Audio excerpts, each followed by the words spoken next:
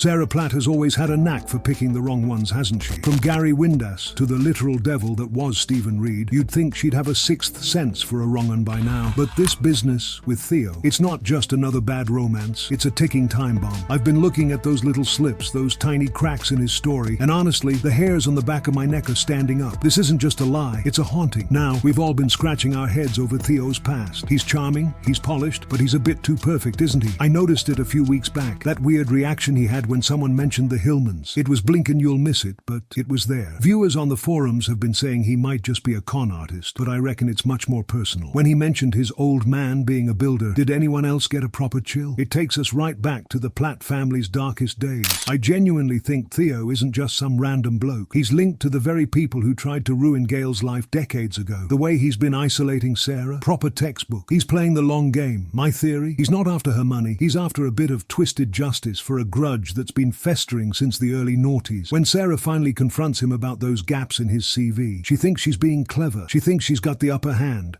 but she's walking into a lion's den. It's going to be absolutely mental when the mask finally slips, and she sees the face of a ghost she thought was long buried. I'm proper worried for our Sarah, I really am. If he is who I think he is, the Platts are in for their biggest shock since the canal incident. But what do you lot reckon? Is Theo a secret legacy character, or am I just overthinking things over my biscuits? Drop a comment below and let's have a proper natter about it. I love hearing your theories. If you enjoyed this little breakdown, do us a massive favor and hit that like button and subscribe to Episode Whisper. It really helps the channel out. Right, I'm off to put the kettle on. Catch you in the next one.